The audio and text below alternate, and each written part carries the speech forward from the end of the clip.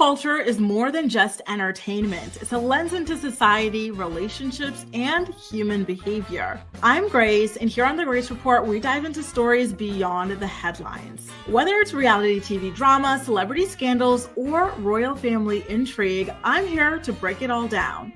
What it means, why it matters, and how it reflects the world we live in. Join the conversation, share your take, and let's make sense of the culture shaping our lives one story at a time.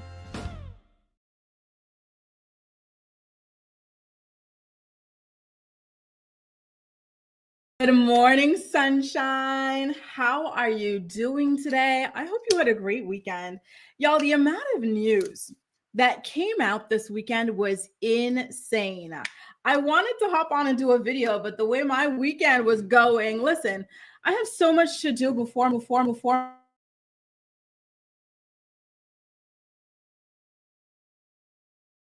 Not the mute. Listen, just as a reminder, you guys, I leave for vacation Sunday morning. That is June 8th. And I am on vacation with my friend until the 22nd. So I have so much to do. I'm running around like a chicken with its head cut off. Speaking of my head, I'm getting my hair done tomorrow. I'm going to do some vacation braids that I'm really excited about. So that's happening tomorrow morning. Like I've just got so many things that I'm like lining up, thing after thing to make sure to be ready for this vacation. So I just did not have the time. And then on top of that, keeping up with like my dance classes on the weekends and whatnot, it's a lot. Yeah. So it's so nice to see y'all, by the way. Gala. Oh, you've been watching me since I lived in Canada. Isn't that crazy how time flies? Like you're a true OG. I still can't believe I've been here for 5 years. Like it's just absolute. I didn't even know it was possible. Like I was like, I knew it was possible to leave your country and immigrate, obviously, because that's what my parents did from Kenya to Canada. But I didn't know how this worked. Like I just never thought it would be possible for myself. So it's so crazy, this journey, especially for this long. Ramster says, "Hey Grace, hey co-reporters. I saw footage of Paris after the PSG victory. Isn't it insane?" I stayed home. I said, I'm not going to watch any of this stuff. Like people go crazy. And these days with all that's going on in the world, I avoid large crowds, unless it's Beyonce's large crowd at all costs. I'm just so disappointed. Like we won, y'all. Why are you acting this way? They've been destroying the city, y'all. Like it's so insane. Good morning to everybody else. We've got AG in the house, Tyrell, Ali, Tadisha, Nikki, Jess, Venetia, Sarah, Ronnie, Amy, Michelle, Anna. So nice to see y'all here. I see we've got some more trickling in as well. Angie, Jessica, Amelia, Ronnie, Mariah, Ashley, Winnie. So nice to have y'all here. Hey, Angela. Hey, Sky. What was I going to tell you guys? I feel like I had something on my mind to tell y'all. For my channel members. So I'm seeing a lot of my channel members are here just before shooting today's morning report that you're seeing here. I was reading Janelle's book. So the channel members voted over the weekend about which book they wanted for us to read next as part of our Teen Mom Book Club. And Janelle's book, Read Between the Lines, won. So just a shout out to you guys. I started reading that. The video is coming out today, so stay tuned, okay? And if you guys want to join our channel membership, the link is in the description box of the video, so you can come and join us for our book club. And yes, Jaleesa, I saw that Brian McKnight's son passed away. It's so tragic, especially like Brian's treatment of his son leading up to that, and the fact that apparently he still has not even reached out. So we're definitely going to get into that. It is just so damn sad. Tyrell, you make me so jealous. You know what? I'm going to ask my friend. She's coming from Canada. I'm going to ask her if she can bring me some Timbits. I'm so jealous. Every time you talk about that Tim Hortons, I'm thinking of Timbits. I'm thinking of my jalapeno bagel, my sun-dried tomato bagel. What are my iced cappuccino? Oh, how I miss it. How I miss it. When he says, it's so fun watching your journey on moving from Canada to Paris. Thank you. It really has been quite the adventure, to say the least. And oh my God, Amy, another true OG. Guys, you guys are the best. It's so crazy to be able to recognize you guys and to grow with you guys over so many years and whatnot, right?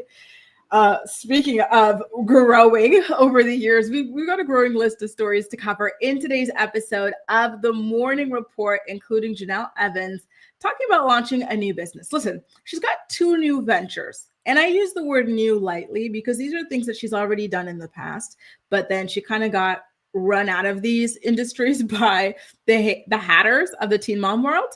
And then we've also got to talk about Donald Trump talking about how he would consider pardoning Diddy. We've got 50 Cent who says, not so fast. I'm gonna be speaking to Donald personally to make sure that that does not happen. And then, of course, we've also got another person going to talk. This is the thing with Donald Trump.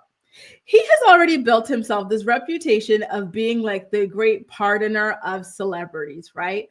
So we already saw that he pardoned Todd and Julie Chrissy. Didn't he have something to do with one of these rappers getting pardoned as well? I forgot who the guys was. It's not.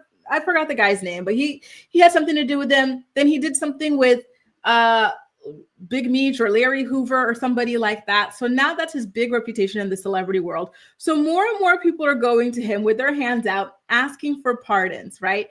Including, and this one might surprise you guys, Katie Rost from the Real Housewives of Potomac, seasons 1 and 2. She's also asking for a presidential pardon for her friend, the Grande Dame, Karen Huger. We're going to get into that, y'all. And unfortunately, there is another story of somebody's passing, and that is Rihanna's father. Rihanna's father, Ronald Fenty, passed away over the weekend.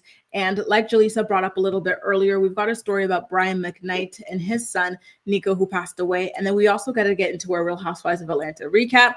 And we got to talk about Britt Eady's husband being sued for not paying the bill for that raggedy country club bare and naked party that they threw. So like I said, y'all, lots to cover in today's morning report. If you find yourself enjoying the content, thank you, Ali. It was NBA Youngblood. Thank you. That's who it was that he also pardoned.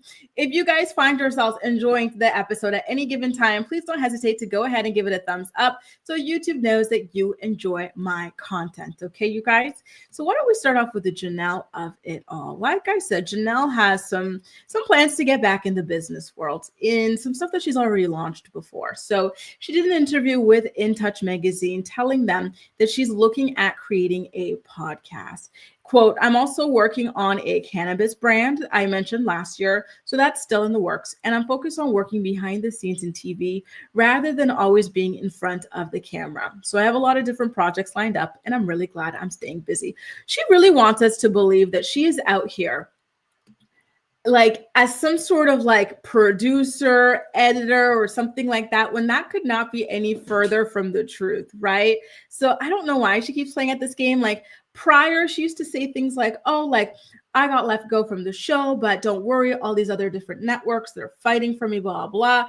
And then when years passed, we still didn't see her on a different network, like out there on television. Now all of a sudden it's, oh, I'm behind the scenes doing what? Like, where are your credentials? Like, we don't see them, please. As far as her relationship with the MTV network, she says that they are on good terms. Quote, I'm still under contract with them, but they're letting me explore and do my own thing, which is great. And I really appreciate them for that. But as far as the future with the show, I have no idea. I think working on other projects would be more fun for me. And I feel like that's just a closed chapter. So at this point, although they did kind of tease Jenelle Evans' return to Teen Mom last season, it wasn't doing the numbers that they thought it would. And so I think at this point they decided that she's more trouble than she's worth. And so they're just not really looking into bringing her back. And so now I think she's kind of low-key getting the message. And so she says that she wants to start producing shows, developing unique content, and even acting. Jenelle wants to become an actress, you guys. She says she's actually taking acting classes right now and looking forward to seeing where that takes her. So I don't know. Can you guys picture her as an actress? I know her dream role would be Euphoria or something like that, but does she have the chops? I don't know. I've never seen her act in anything. Like, I don't think she's even doing a good job, like acting, the role of, a stable household for her children, but I digress. Good morning, Gwen. Nice to see you. So nice to see you. Let's see what some of y'all have to say about the Jenelle Evans of it all. China says, Jenelle having a podcast, what's it going to be about? How to neglect and abandon your kids. Be so effing for real. And that's the gag. The last time she tried to host a podcast, people laughed her out of it because she was trying to give like parenting advice and life advice. And people were like, why would I listen to you? You know, of all people, the woman who has lost custody of every single one of her children at least once, half of them, she's lost it like twice, maybe even 3 times with some of these kids giving parenting advice. It's crazy. And then that podcast lasted like a solid, like 3 episodes maximum before she cut it off and then blamed it on the Ashley. PE says Jenelle is all talk, too lazy to ever be successful. And I agree, unfortunately. I really do. Right? Not good, not good, not good. Good morning, Nancy. Good morning, Monica. Nice to see y'all. Tyrell says, do you remember her and David starting one for an episode or 2? I remember. And then on top of that, she also had this podcast with a group of random girls, like a random MTV girls mixed with social media girls or something like that. And that's another one that just did not last. So I'm actually quite surprised that she's trying to get back into this world again. I think she sees that it's lucrative, but I'm just, I don't know that she has the work ethic or that she could support all of the comments that she's going to get, because we already know she's not going to be getting, the kindest comments out there. Nikki says Euphoria is perfect, right? I think she could get the junkie roll down easily. Like Ali says, Euphoria is just acting her real life. Period. Clutch said she'll be in a horror film, maybe even that, y'all. Listen, wouldn't that be interesting if one day we saw her acting in something? Listen, never say never, y'all. Jenelle really could, she really could surprise us. I'm just saying. And a lot of you guys has a lot to say about the Trump story, by the way, which I'm really looking forward to getting into. Ironically enough, it is our next story on the docket. And it looks like you guys are going to be kicking up quite the storm if one day he were to potentially pardon Diddy. But the crazy thing to say is that 50 Cent is here to save us in that regard, because he says, I heard the remarks and there's no way I am going to let Donald do that. I am going to make that call. I'm going to talk to him, remind him about all the ish that Diddy has spoken about him over the years. Good morning to those of you trickling in. Good morning, Cynthia. Nice to see you, boom. So nice to see you. Ashley says 50 is the real OG, period. Listen, I don't even like this guy, but if he's going to like foil Diddy's plan, then I might have to start standing low key, low key. Right. Let's see. What did some of you guys say? China says Jenelle in Euphoria could be the gas station crackhead asking for change. Bless her heart. Oh my God. Acacia says, nope, Janelle's work that thick. Leave the podcast to Kale. Exactly. Listen, one thing about Kale is she works her behind off. Like she's got 3 podcasts. She's got her podcast network. She runs her socials like a business. Like she really is doing the damn thing, right? And she's got multiple children, multiple baby daddies, scouting for new ones. And she still manages to do all of this. And then she did her tour as well. Like, you got to give credit where credit is due. She works her behind off. China says, Grace, I know you probably don't have the time or energy for a podcast, but I'd rather listen to you than Jenelle. I could listen to you yap, spill tea for hours. Plus, I love your voice. Thanks so much, China. Listen, you want to know something that's so crazy? I used to have a podcast before podcasts were a thing. And I think this was in the early days of YouTube. So when did YouTube come out? Like 2007 or something like that?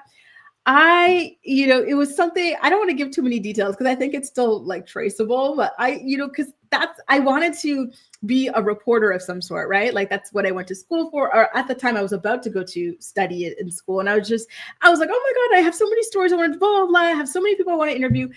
And, I actually somehow managed to interview these people, like these singers with like real songs on the radio. Oh, a time was had. This was like in the early days of YouTube. So definitely pre-podcasting era. So listen, if somebody manages to track that down, maybe that's something y'all could listen to. But in the meantime, I do make some videos on the side for the channel members. So for example, as part of our book club, now the latest book that we're reading is Jenelle Evans's memoir, Read Between the Lines. In case any of you guys are interested, feel free to go ahead and sign up.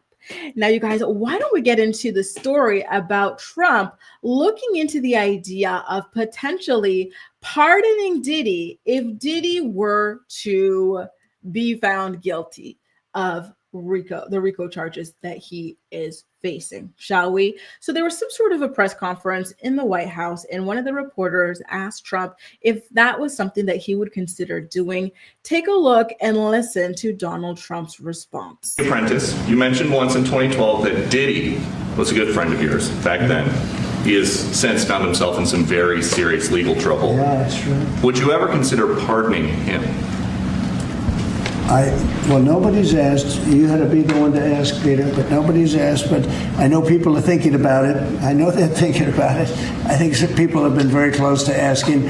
First of all, I'd look at what's happening, and I haven't been watching it too closely, although it's certainly getting a lot of coverage. I haven't seen him. I haven't spoken to him in years. He used to really like me a lot, but I think when I ran for politics, that relationship busted up. From what I read, I don't know. He didn't tell me that, but I'd read some little bit nasty statements in the paper all of a sudden. You know, it's different. You become a much different person when you run for politics and you do what's right. I could do other things, and I'm sure he'd like me, and I'm sure other people would like me, but it wouldn't be as good for our country. As we said, our country's doing really well because of what we're doing. So it's not a popularity contest. So I don't know. I would certainly look at the facts. If I think somebody was mistreated, whether they like me or don't like me, it wouldn't have any impact on me. Mr. President. Voila. So there you go, you guys. Donald Trump says, listen, I'd have to look into it. I have heard that Diddy did potentially say some sort of disparaging things about me. However, as president, I have to be fair, whether people like me or not. And I gotta say, listen, that's probably one of the most presidential answers I've ever heard this man give, right? Because it is true. It's not about doing favors for friends or whatever. It's about looking at the facts before you. And so I did think that he answered this pretty well. However, I do hope that that's not happening, right? And there's another person who hopes that that is not happening and, in fact, is going to use his influence to see to it that it doesn't happen. And that is none other than Curtis Jackson, a.k.a. 50 Cent. He went on quite the spree this weekend, letting people know that that's not something that he wants to see in this world. And so he said, Donald doesn't take well to disrespect and doesn't forget who chooses to go against him. While working tirelessly to make America great again, there's no room for distraction. He would consider pardoning anyone who is being mistreated, not Puffy Daddy. Listen, he knows how to kiss the ring. He knows how to really stroke that ego, right? Like, he is working tirelessly, Mr. President, to make America great again. He does not take kindly to, he is so unintentionally funny. 50 also said, he also said some really bad things about Trump. It's not okay. I'm going to reach out so he knows how I feel about this guy. Followed by, I didn't say I would nuke anything. I simply said I would make sure Trump is aware. Listen, go off, 50. Go off. I think Donald Trump pardoning Diddy, after all we've seen and heard thus far, would be just catastrophic. It would send a horrific message to women and men across America. Women, that things like this are okay. The president thinks it's okay, right? And that, you're not really a victim. You do not deserve justice if you were forced into these sorts of dynamics. And for men, that, hey, go ahead. It's open season. Do whatever you want against women. They do not have human rights. And that is a very, very terrifying precedent to set. And I really hope that, he's just talking, right, to fill up the air in the room. Hey, Nancy. Nancy says, I hope he doesn't pardon these people, especially Diddy. And I agree. A Ramster says, Trump is not going to pardon Diddy, maybe at the end of his term, or maybe have some of the lighter felonies, but he's not going to burn his fingers on the diddler of music. Your lips to God's ears. I am telling you, I really, really, really hope that he does not go down this route. It would be sending a really terrible message. It really, really would. Tyrell says there should be no way in hell the president should be stepping in this case. There is no wrongfully convicted. Too many charges for presidential intervention. Exactly. Listen, Diddy, the investigators here are crossing their T's and dotting their I's. He has gotten the charges that he deserves, and they would not fumble this case, right? They would not unfairly charge this man in front of the entire world. They've been waiting decades to charge this man. The stuff that they're discussing here goes back ages. So I don't think that he's being unfairly targeted or anything. If anything, they let this guy live high off the hog for way too damn long. Ashley says, pardon the Tiger King. Hello. Isn't it crazy? Like when the Tiger King came out in the height of the pandemic and everything, like that's all we could talk about. But now it feels like a lifetime ago. Isn't it crazy? And I know that the Tiger King is still out there begging for a pardon. And I think he's been mega from the very beginning, right? So listen, if Trump is looking for more celebrities to pardon, I think that one would go over better with people than pardoning Diddy. That would be just too ugly, right? I can't see him doing it. I'm really, really hoping that that's not the case anyway.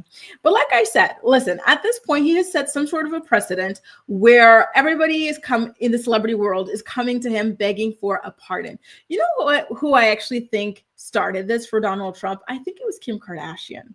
When Kim Kardashian started studying to become a lawyer, she would work with different organizations like the Innocence Project, right? And looking into certain files that really spoke to her heart about people who were either over sentenced or people who were wrongfully convicted. And so she would bring these people to Donald Trump and ask for him to pardon these people.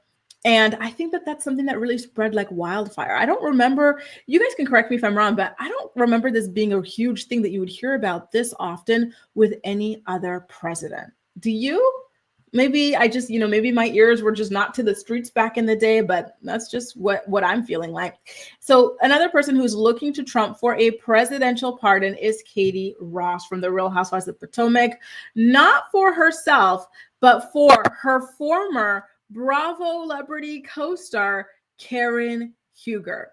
As you guys are aware, Karen Huger is currently locked up on her DUI charges, and her stint is not even that long. What is it, like a year or something like that? And she's already a couple months through. She'll be all right. I think she could get out before this paperwork would even be done to be pardoned or anything like that. But Katie decided to go ahead and try her luck anyway. So shout out to the Jasmine brand for this screenshot of her tweet. So she had retweeted E! News's article about Todd Chrisley breaking his silence on his prison release and added, "I'm so happy for them. Now let's get Karen Huger a pardon. I'm serious, guys. She does not deserve to be in prison one more day. She needs treatment. She doesn't deserve this. I'm going to petition the president." All right, Katie, go off. Listen, Katie has a lot bigger fish to fry, like her mom having a restraining order on her. But she's going to spend her time petitioning the president to get Karen Huger out of jail. Here's the thing. Y'all know I love Karen Huger. I am a Karen Huger fan through and through.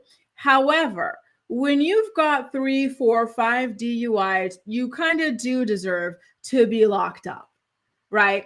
Because at that point, you've shown that you truly do not care about the safety of other people on the road, much less yourself, and that you were a true danger to other people on the road. And so I don't know.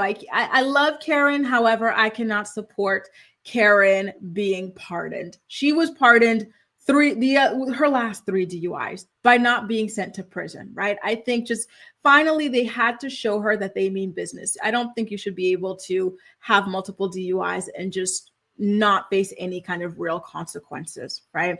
Gwen says he won't pardon the Tiger King. His approval rating is higher than Really? The Tiger King's approval rating is higher than Trump's at this point? Damn. Tiff says, listen, I'm okay with that because no 60-year-old woman needs to be in jail because she won't stop drinking and hire a driver. Wait, so you're okay with her being in jail or you're okay with her being pardoned? Because I'm okay with her being in jail. I'm just saying. Jess is not alive for that many presidents, but I do not remember any other presidents pardoning this many people, right? So I really think that this is a Trump thing. Struggle is real asks, did he help Todd Chrisley? He sure did. So Todd and Julie Chrisley were released from prison last week. I think it was Thursday or Friday. And so this is something we talked about in Friday's morning report. Julie went straight to a butcher so that she could cook and eat good with her family. And Todd went to Nordstrom so he could look good for his family. I almost said, how you doing? But no, this is not the Wendy show. This is not the Wendy show. This is the Grace Report. This is the morning report. Max says, pardon the ground down. So you guys really want for this woman to be part? Y'all must not live in the DMV. You guys said, listen, free her, let her be a danger to the people in the DMV. So long as I don't live there, I don't care, is what it sounds like.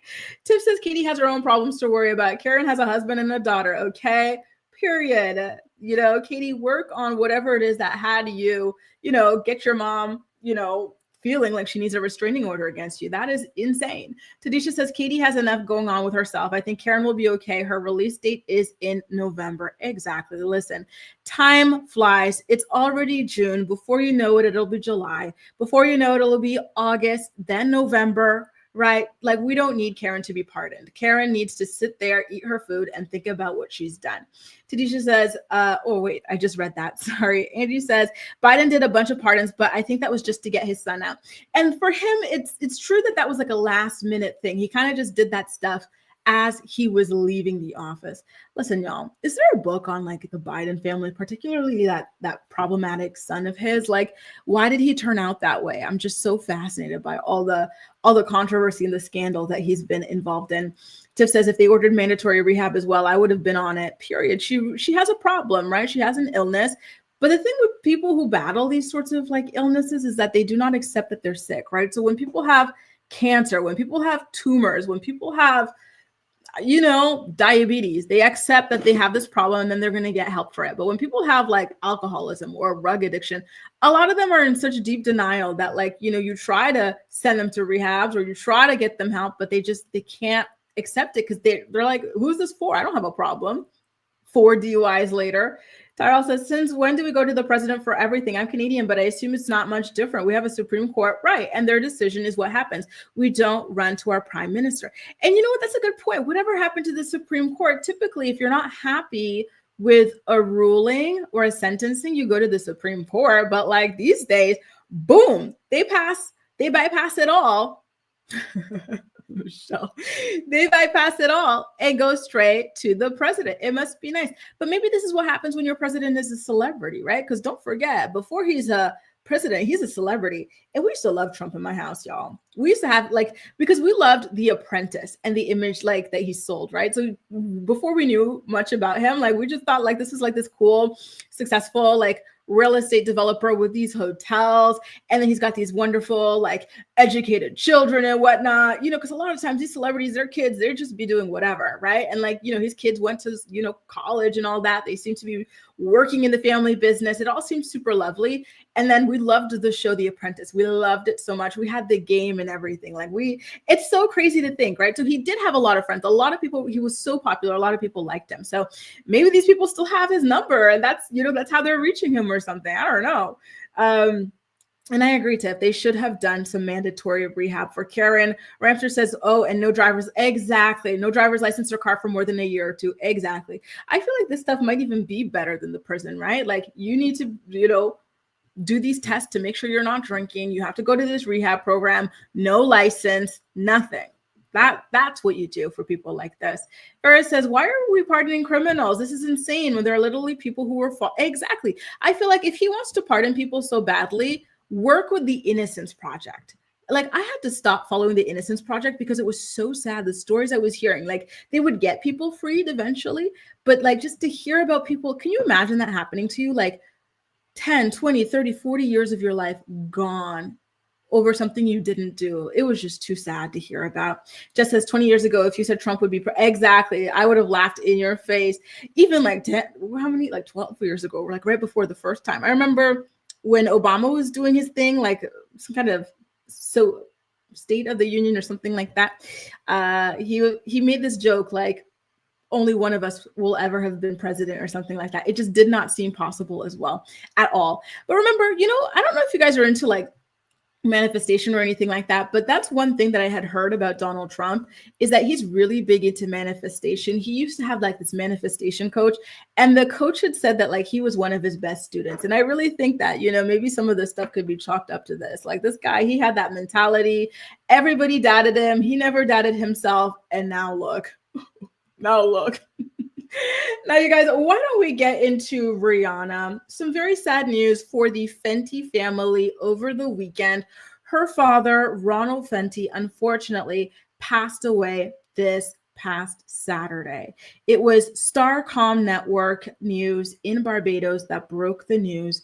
They reported that he had passed away early Saturday morning in Los Angeles after a brief battle with an illness. We don't know what illness that is, but yes, that was the case.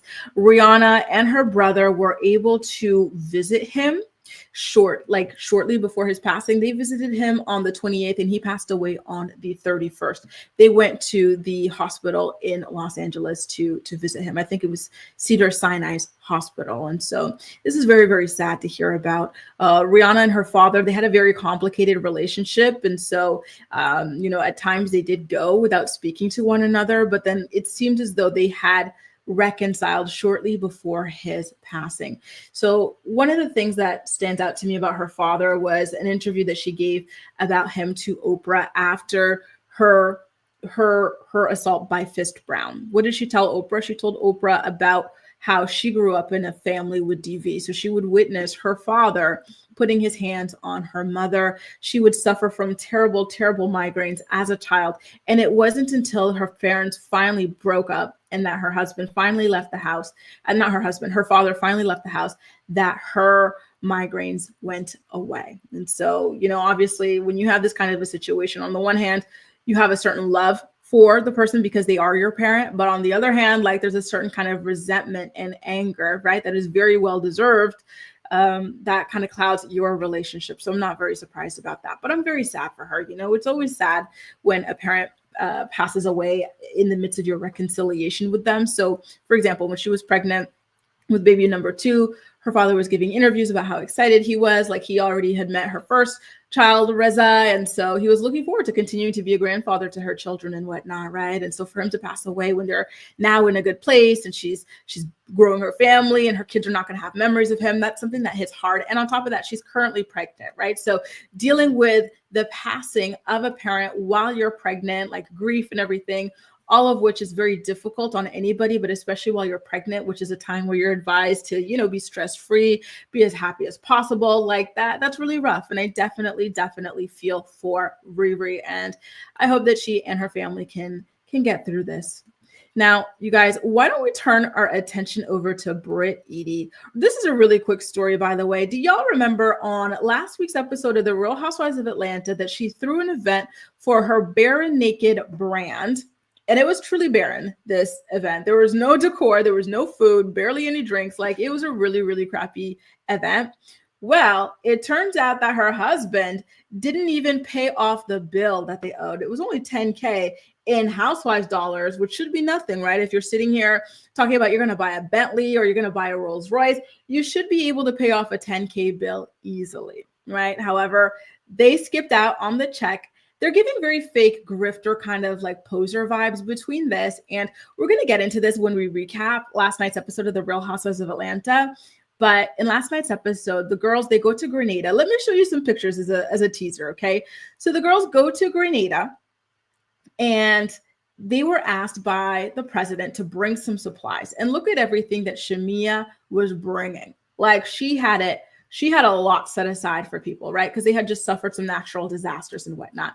Britt pulls up with like 2 rolls of toilet paper, a box of Kleenex, and then she claims that she's got so much stuff and there's somebody that's going to be delivering them, but we don't know when. Meanwhile, the truck that Shamia had commissioned to go to Grenada was about to leave in 1 hour. So I don't think that Brittany's invisible donation ever actually made it. Like the girls, there's something fake. Her money is funny, is all I'll say, right? Listen, if you don't have it, you don't have it. That's one thing. But if you're going to pretend and try to stunt on people with stuff that you do not have, right? Like that's when you get into weirdo territory. And so Brittany at this point is fully entrenched in weirdo territory. And I feel bad for her because, this stuff is an investment, right? Like when you get onto the Real Housewives, especially like when you're not really known the way that Cynthia or Candy were known prior to joining, you put in all this money hoping to become a fan fave or at least liked so that you can continue to do their show. And then you make more and more money as you continue, you get the brand deals. But unfortunately for Britt, like it's not looking good. I'm sorry, girl. I'm sorry. I tried to like you, but I'm sorry. It's just not looking good. Farrah says Britt is not that girl. Listen, if she were at a Beyonce concert, Beyonce would be pointing at her. She ain't no diva. She truly, truly is not. And it's sad. She's such a pretty girl and everything, right? And, you know, like, I think she can be that girl, but like, there's just something that is missing. You know, like, there's just some kind of something that is missing, the oomph kind of factor for her. Thank you, CJ. So nice to have you here with us, boo. Thank you, thank you, thank you. Nikki says she can't stand her. Listen, I don't blame you. The majority of the housewives or Housewives of Atlanta fans cannot stand Britt. And, you know, it's too bad. I do wonder what that would be like, right? To like do a show when you're so excited about it and you think it's going to go over well, but then you go on the internet and you discover, oh, wait, these people don't like me. And it's not even like, oh, like, I don't really care. It's like they actively do not like her, right? And on top of that, all this crazy stuff is coming out about you and your kind of like shady finances. Like, I'd be hiding under my bed. Just saying. Good morning, Brianna. Good morning, Lotus Flower. So I always want to complete it with Lotus Flower Bomb. What is it? The Wale song. So nice to see y'all here. Tiff says, ooh, broke vibes or selfish. That's the thing. Is it brokery or is it selfishness? Because I kind of do think that maybe she's just a selfish kind of like airhead type of person. I don't know. Struggle says she's done. Listen, she's done with her and her 2 rolls of tissue. Can you imagine that? Showing up to this charity thing. And Shamia's going to call her out for this in next week's episode, but she pulled up in a Rolls Royce to donate 2 rolls of toilet paper. I guess she wanted to stay on theme. She says, listen, all rolls, everything. You know, I'm in the Rolls Royce and I'm bringing the rolls of toilet paper. Come on, girl. Come on. You got to give a little bit more than that. Good morning, Shem Jem. How are you? Guys, how was you guys' weekend? Did any of you guys tell me about your weekend, what y'all got up to? I want to know. Y'all know I'm nosy. You know, I come on here, I tell y'all what I get up to the weekend. So never be shy to let me know what y'all be up to over the weekends. Did you have good weather at the very least? Because for us here, Saturday was glorious. And then Sunday was good in terms of temperature, not so much in terms of sun. So I really, truly enjoyed myself. Now, you guys, why don't we get into the Brian McKnight story? Shout out to you again, Jaleesa, because Jaleesa came in hot with this one. She really, really wanted to talk about it. So Brian McKnight, and I definitely wanted to talk about it with you guys as well. You know, Brian McKnight had one of the most beautiful songs. I remember, how old would have been? Maybe like 15 or something when I discovered his song Back at One. And I thought it was just the most beautiful, most romantic song. And I used to listen to it like back to back to back. I'd be like, oh my God, I'm obsessed with this song. I'm going to love this song forever. And I did always love that song, right? Like 15, 16 years later, until I started hearing about the way that Brian McKnight treats his children. I don't know what got into him, why he would treat his children this way, especially so publicly, as if it is something to be proud of. But ever since I had to block him from my Spotify artists, listen, it sucks how many talented artists are such crappy people. The amount of people whose music I love that I have had to block from my Spotify, I can't take anymore, y'all. I can't. Like, my stuff is getting dry. Like, terrible people make such good music, right? So anyway, Brian McKnight has decided that he has disowned his children. And this is something that he's been bragging about for years now. And one of the children that he has disowned was his son named Niko McKnight. Well, he was born Cole, but he goes by Niko. And he was 32 years old when he passed away from cancer last week. And according to sources located in the Page 6 camp, Brian McKnight has not reached out to Niko's mother or anybody else in his family, his siblings, nothing. The other ones that he disowned, nobody to be there for any of them in their time of grief.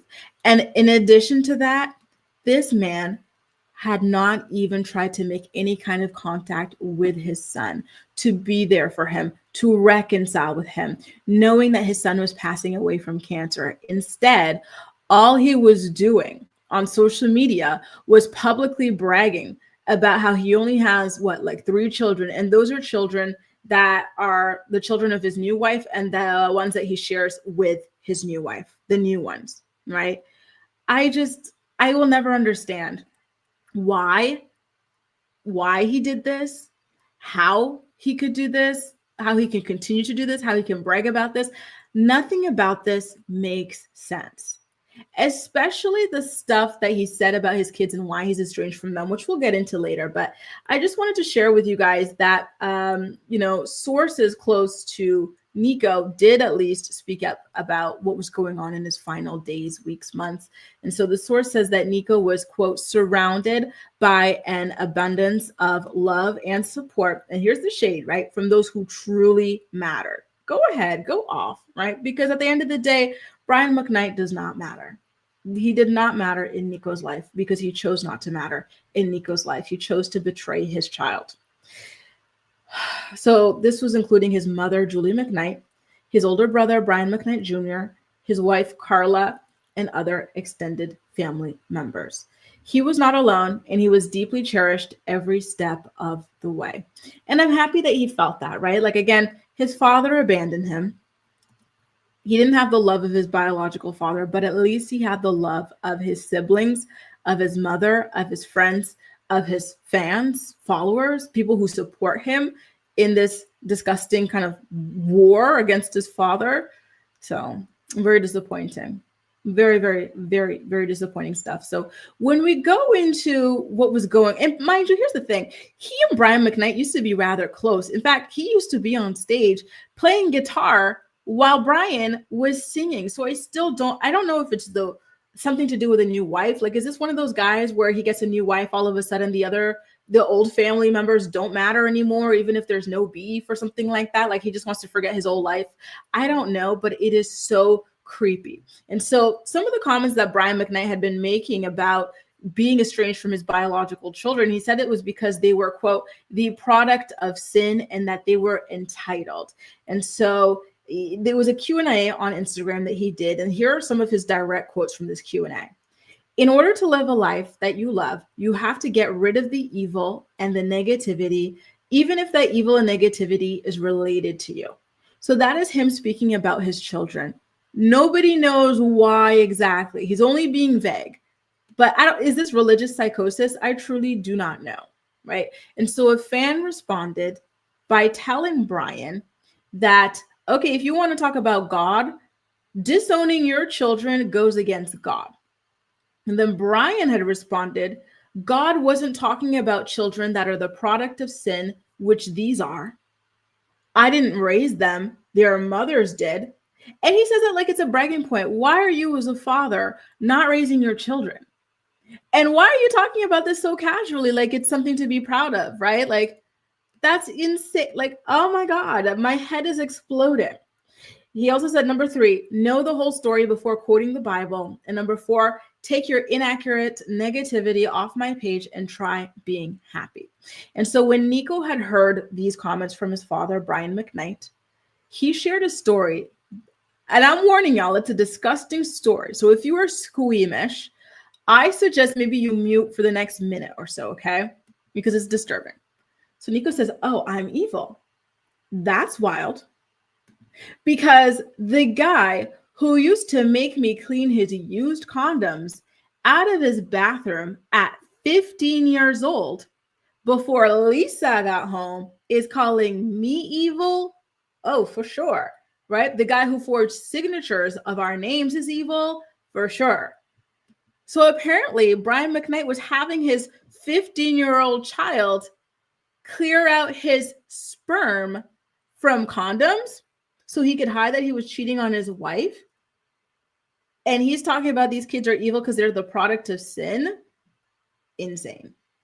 Malen says, Brian is a loser. His cookout invitation is revoked. He loves his white mixed family. I do agree that his cookout invitation is revoked and that he is a loser.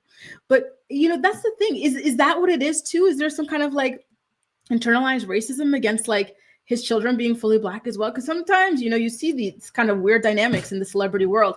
Because who is somebody else like that? Listen, we were talking about 50 Cent earlier, right? So let me pull up my picture of 50 Cent.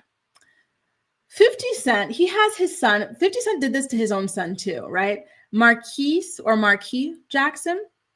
And, his son is fully Black. And he has this he had this falling out with his son for some reason. I don't remember what it was, but he taunts his son even with money, like, oh, I'm never going to pay for your college. I'm never going to buy you a car. Oh, look at all my money. You don't have, that's how he treats his son. Meanwhile, his other child that he went on to have, and I think his other child's like part Asian or something. He treats him like a god or something.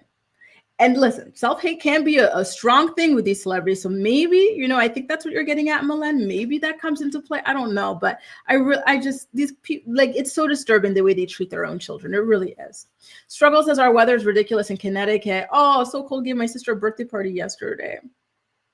I'm sorry about the bad weather, but I'm glad you got to have a party. You got to eat some cake, didn't you? Cake and cupcakes. I'm jealous. Happy birthday to your sister.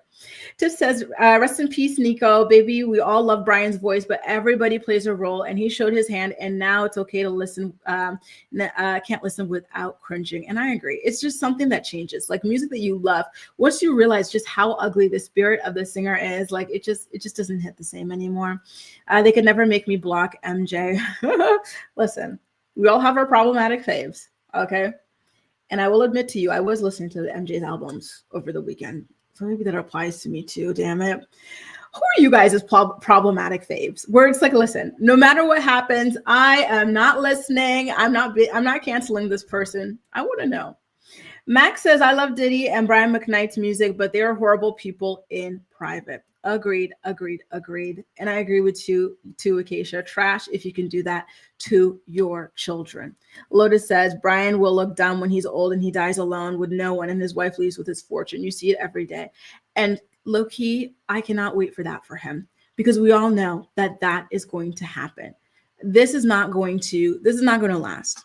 And he's going to do the same thing to these children, and he's going to end up alone. Amy says, the way men have used the Bible to legitimize atrocities throughout human history, speak on it, right? Not use condoms. This is a horror. I wish we didn't know these details. I'm sorry, y'all. I'm sorry for telling y'all the details. I know, but it's crazy. Mind you, his son was 15 years old when he was allegedly being made to do this. Gwen says it sounds like religious psychosis, right? Or a cult. I've seen similar stuff in people I knew. I do feel like maybe that's something, something is at play here with that. Not to take responsibility off him, but it's giving unwell. Q&A or QAnon. Listen, is he QAnon? That's been ravaging families these days too, right? I don't know. It's crazy. Shelby says, does money make people so gross, or are these people walking among us common folk? Great question. A lot of people say that it just brings out who you really are. So I think, unfortunately, a lot of people are just not great people. And then when they have money, they could really show out because there's not that many consequences when you have money. Who's going to speak up to you, when you're feeding everybody around you, unfortunately, right? And I'm wondering the same thing, Struggle. I don't know. I do not know. By the way, let me see what y'all are saying. Oh, Acacia's problematic fave is, I was going to say Fist Brown. I don't want to piss you off, but Fist Brown, it's Chris Brown. Listen, we all have one, so I'm not going to get on my high horse. Hold My Foot says, it's beautiful here in Denver. Y'all, you guys have the beautiful mountains, don't you? Denver, Colorado. We were in the fresh air. Lord have mercy. Fresh air. What I wouldn't give for some fresh air. We were able to take my kiddo to the pool. Oh, that's so cute. Exciting. I'm so happy for you guys. That's beautiful, beautiful, beautiful, beautiful. I'm glad that you guys had a great weekend. I saw somebody else's. I think it was you, Tyrell. Tyrell said last week we had warm weather, t-shirt weather, back to sweaters and jackets. Well, Toronto, it's so up and down, isn't it? I hope that the warm weather comes back because listen, it's June. Wrap it up. That's the thing. I feel like spring lasts too damn long sometimes. We get it. Wrap it up. We want to wear full-blown warm clothes. We don't want to be up and down in our dressing. It's annoying. By the way, let's get into something a little bit more positive as far as our stories are concerned. We've got to talk about this Love is Blind couple. Actually, hang on. Hang on. We've got to talk about this Love is Blind couple, Taylor and Daniel Hastings. Do y'all remember them from the most recent season? Hang on. Give me 1 second, you guys. Give me 1 second. I have to respond to this.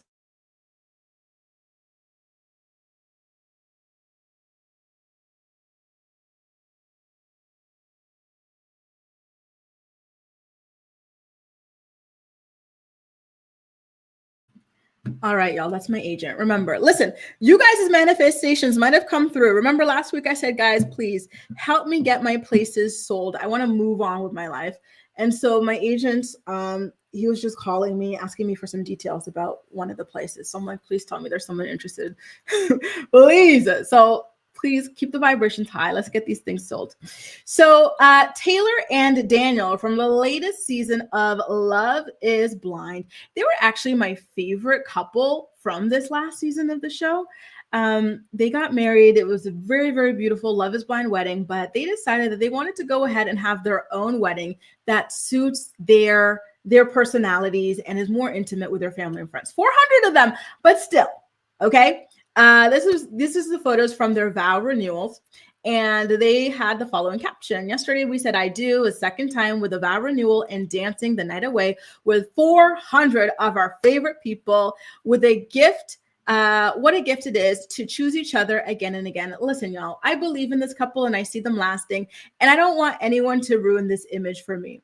Okay, because one thing about these love shows, I love seeing people kind of like take the leap, dare to do something different to find their person, right? And so when you seemingly find two people who are authentic and really in it, like I can't help but root for them, okay? And I'm going through a hard time in these love shows because there's this couple that I love so much. I keep telling y'all, I'm obsessed with Marié au premier regard, which is Married at First Sight here in France. I'm obsessed. And there's this one couple that was my favorite couple. They announced this morning that they are separating and leaning towards a divorce. Oh my God, the way I fell to my knees. I don't know what, I get so attached to these people and their stories and whatnot. So I'm really happy that things are going well for Daniel and Taylor. And I really, really hope that like they manage to stay together. I really do see it for them. I do. I think they're both authentic. I think they're both in it for the right reasons. And I think that they're both just adorable. So somebody here had laughed and said, oh, like 400 of your favorite people, they're in the Instagram comment section, right? And so Taylor did respond. She said, listen, my mom has like 8 or 9 siblings. His mom has like 9 or 10 siblings. So that alone, family took up the majority of these invitations, right? It wasn't us just inviting a bunch of random people, right? So let me see what some of y'all are saying. Let's get back to some of your questions, not your questions, right, y'all, but some of the things that you had said. Amy said, as far as patronizing these people with R. Kelly, his kind of music gives the feel of him singing about people's children and little girls. Seems like you're ready. Don't you say no. Isn't that scary? I took him right off the list too. I didn't think about it that way, Amy, but just based off his behavior, I took him off the list. But you know what? Listen, maybe that is, right? Like maybe it was in plain sight. Diddy's music isn't the same, right? Cynthia says, I can listen to the art of music. So you separate the artist from the art. I can understand that. I can respect that. Terrell says, they say the most talented artistic people, musicians, actors usually have mental health issues too. Yeah, like what is that called? The tortured artist kind of like vibe or something. Lisa says, yesterday was my niece's 5th birthday party. How exciting. Happy birthday to your niece. So cute. Amy says, I can't listen to the blueprint for pedophilia. That's all R. Kelly's music, right? Oh, Lord. I know, you know what? What did I like from R. Kelly? Ignition. That used to be my song. And I loved Same Girl with Usher. And he had this song, I Believe I Can Fly. Like this type of stuff I really liked. Tyrell says, I work in the mental health field. That was a study. Something about artistic and mental health go together. Damn. Isn't that kind of sad? Because art is so beautiful, right? And you want to enjoy it and whatnot. And so just to hear that there's so many people who might not be that great behind the scenes, it's really sad. My birthday is the 8th. Oh, happy birthday, Tyrell, this Sunday. I think it's going to be cold still than a miserably hot summer. Well, happy birthday in advance. And I'm glad that, it's not going to be too hot for you during your birthday weekend. And good morning, YouTube addict and everybody else joining in. If you guys are enjoying today's episode of The Morning Report, please don't hesitate to go ahead and give it a thumbs up so YouTube knows that you enjoy my content. And yes, Amy, I got so attached. I was like, no, there's no way. There's no way. It's so sad, y'all. It is so sad. Like I really root for these people. So shout out to you, Taylor and Daniel. I really hope that y'all, see it through. So somebody had joined here a couple of minutes ago, and I'm sorry I didn't get to respond to you earlier.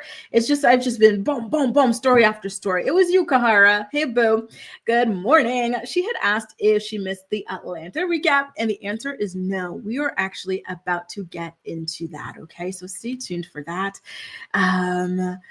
We said our good morning to Nancy. Good morning, Nancy. It's nice to see you. Tyrell had said, mentioning Grace Report, my husband says of all the channels that cover this stuff, he loves yours the most. Nice voice, and you have your stuff together when talking. Thank you. Thank you to you and your husband. You're always so supportive, Tyrell. Thank you so much. Gwen had said, it was sunny all weekend and my grapevines are all grapevines. Oh! I'm so jealous. That was a visceral reaction, Gwen. Oh, the jealousy jumped out. Grapevines? What? What type of grapes are these? Are these like green grapes, purple grapes? I'm so jealous. They took heavy damage in a storm 2 years ago, but they're recovering so well. Won't he do it? That is amazing. Grapevines. Oh, I'm so jealous.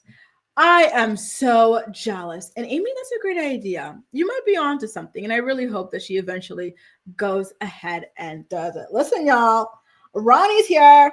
Ronnie, don't mess with Ronnie, y'all. Y'all better like this video if you're enjoying today's episode of the Morning Report. Now, y'all, we're going to wrap it up with a recap of last night's episode of The Real Housewives of Atlanta, okay? Not too much happened. It kind of felt like a filler episode. I'm not even going to lie to you guys. We did kind of hint a little bit at some of it earlier on in today's Morning Report episode when we talked about Britt Eady and her money looking very funny at this point, right? So Shamia decided to get everybody to meet up at her place, donate everything so that way it could all just leave from her place directly in this big truck, right? So everybody comes in, hella donations. Some people didn't even come physically, but they sent like bags, boxes, trucks, all sorts of things. And then here comes, and by the way, this is all Shamia's donations, right? Mixed with some other people's. Here comes Britt Eady. She couldn't even fill one box. She had literally some toilet paper and maybe a box of Kleenex. Or maybe that's a light bulb. I don't know. But she brought damn near nothing. So at this point, I think that she's faking it to make it onto the show. Then we get a little bit of a standoff between Porsha and Drew over tea. And I had to fast forward through half of it because they're really dragging this Dennis storyline. Nobody cares about Dennis, not even Porsha. Portia's going through a divorce. Okay, like I don't think she cares that much about Dennis. I think she just needs something to talk about. She was supposed to be talking about her fabulous picture perfect life with her latest husband, and that did not pan out. One thing about Porsha, she's going to get married and divorced in 2 years or less every single time, right? And it's insane to me. She needs to learn to slow down, breathe, vet people before ending up in these situations time and time again, especially now that she has a child to look after. And so I do have to say that her manipulation skills are kind of scary. When she got pissed that Drew wouldn't let her use Dennis for her storyline anymore. And, I'm happy that Drew clocked it, right? She's like, listen, all of this is just such BS, Porsha. You don't care. You're going through a divorce. Like, you've got other things to be talking about. And so Porsha tries to flip it on her. She goes, wow, like, why are you getting so combative? Like, what's wrong with you, Drew? Are you okay? And I hate when people gaslight people. Like, it feels so abusive to me. And like, that's what she was doing to Drew. And you see her do that very often in her confrontations with people when things aren't going her way. And it's just, once you see it, like you never miss it anymore, right?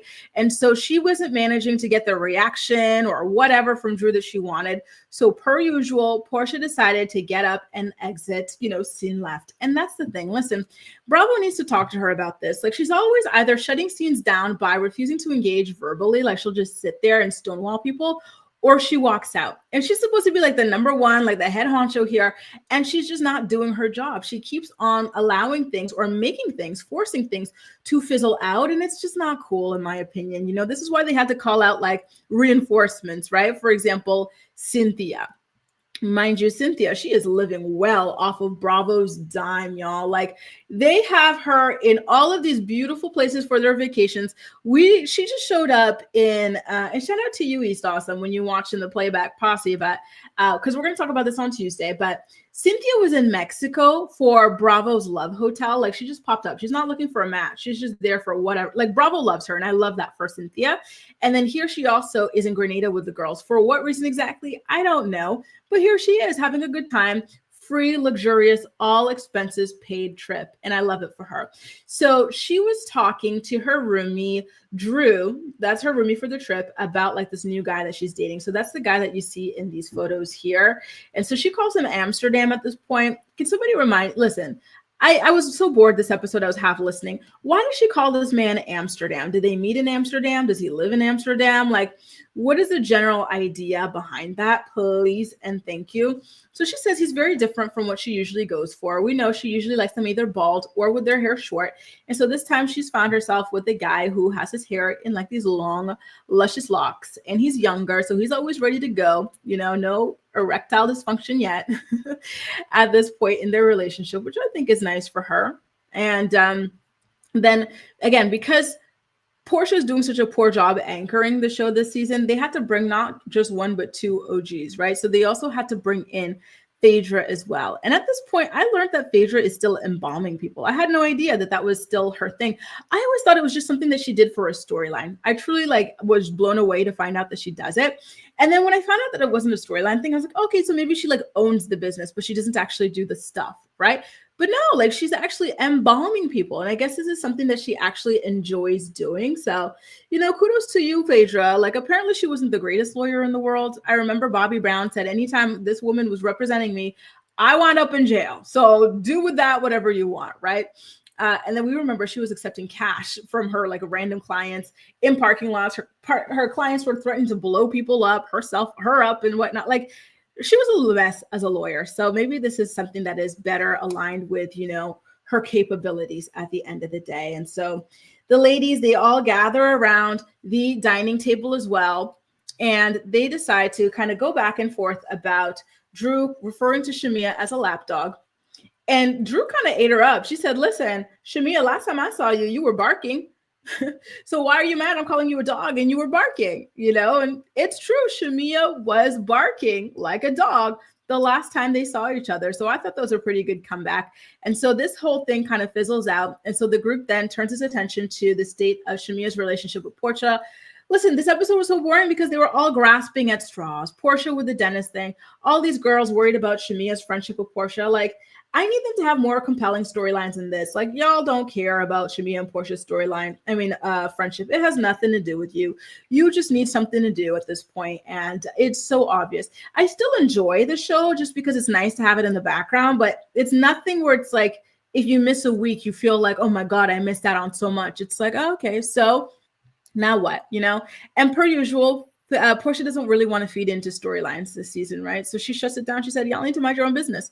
And then it kind of just shuts down from there. And Britt was really trying to be the one to move storylines along in this episode. And so, she brings up some other stuff that was just so random and uninteresting. So I don't know, you guys. What are you guys thinking about this season so far? If you were to rate this season of The Real Housewives of Atlanta on a scale from 1 to 10, what would you rate it? Because for me personally, listen, again, it's enjoyable enough. But it's nothing that's gripping. It's nothing that makes you feel oh my God, I love this show. I got to keep watching. It's just there, right? So I would say a 5, 6 or something like that. Tiff says, if you don't say what Porsha likes, Porsha ain't thinking about nothing but how to drag you. Exactly. And how to gaslight you too, as it said in the rest of Tiff's comment, and it's so tired. We're over it, Porsha. We're on to you, boo. Kahara says that Cynthia's man is from Amsterdam. Okay, listen, get yourself that EU passport, Cynthia. Go ahead, girl. Go ahead. And I think they're still together, so I think that's nice.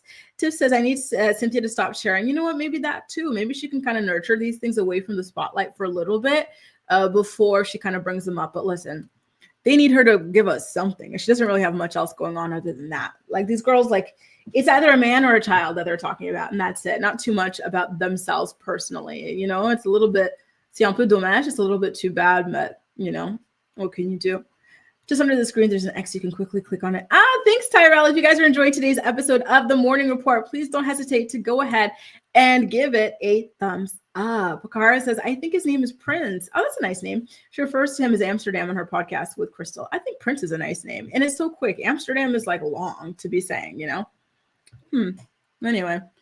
Britt wanted to be exactly. Britt, I'm sorry, girl, but we're just not really seeing it for you. Womp, womp, womp. Katrina says, I'm not even watching it, just not interested. And I understand it's not that great. It really isn't. You know, it's nice to have in the background when you're doing other things. However, it's not much more than that, unfortunately. And it's crazy because this used to be can't miss television, right? Just a few short years ago. But so a lot has changed since then. A lot has changed. Megan says, I can't even believe it's up for discussion to pardon Diddy. I just don't get it. Shout out to you, Meg, part of my playback posse. And I agree. It's really disturbing and disgusting, and it would send a terrible, terrible message. Lotus says, it's a no for me, dog. I feel you, girl. I feel you. Nikki says, I like Kelly as the newbie. I started off loving Shamia, but I don't, like Shamia was okay at first, but she's just not that girl to me anymore. I'm glad Phaedra and Cynthia are there. Angela is okay. And I agree. Even Angela, like we were all so excited about her, and even she has kind of like fizzled out.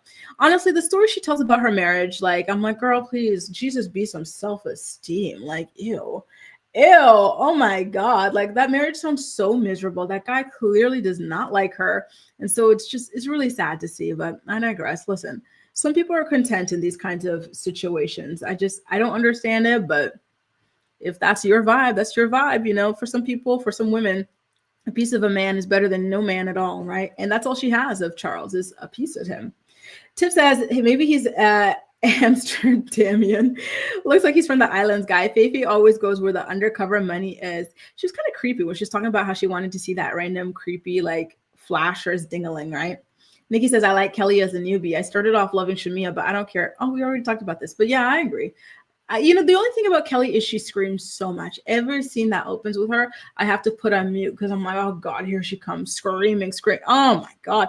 She's just always screaming. I don't get it. Like, yes, like you're little, but we see you, girl. We see you. You don't need to scream for attention. Amy says, Angela is okay, but honestly, Charles is holding her back. Like every other man, he's passively embarrassing her. And I cannot wait for her to wake up to it. And she will. And hopefully now with the show and everything, she'll be able to walk away and live her best life. She deserves better. Charles is miserable. I think he likes her, but he's aloof. He gives her what we saw when he was a basketball player. And I don't know how she can find that warm and comforting. He's a disgruntled uncle. Disgruntled uncle is quite the description. I don't know how she does it. Like he just seems like such an energy drain, but I digress. Tiff is rating the season to 5. So you're like me, Tiff. It's there. We're lukewarm about it. It's nothing that like, you're dying to watch or anything, but whatever. Minnie says, I'm just joining, but Grace, did you see the new leaks? Are there even more? Because on Friday, I did a video about like the first batch of, leaked supposed Tyler videos. Are you telling me that there's even more? Y'all, these people are stressing me out. They are stressing me out. Like, stop talking to children. How hard is that? It was a lot, so probably don't even have enough time. Really? Okay, well, when did it come out? Because I already did a video on Friday. If there's even more, I'd be concerned. So in the video I did on Friday, he was telling this person that he thought was a minor, like, oh, like, why don't kids rebel against their parents anymore? You think they're always right? They're not always right. You got to test your boundaries type stuff. And it was so creepy. Anyway, y'all, listen, I got to bounce. I got to call my agent. Keep your fingers crossed for me, please. Thank y'all so much for joining me for another episode of the Morning Report. Per usual, if you enjoyed it, please don't hesitate to go ahead and give it a thumbs up so YouTube knows you enjoy my content. If you're new here, we go live every single weekday morning at 10 a.m. Eastern Standard Time to talk about the day's hottest story. So I will be seeing y'all again tomorrow. But I'm sorry, y'all, I don't think I'll be able to do the morning report for the week, for next week, because I'm going to be in vacation mode. I will be doing videos, but I don't think I'll be able to like go live. I'm not going to be bringing my laptop or anything like that. It's just very like, we got a packed itinerary.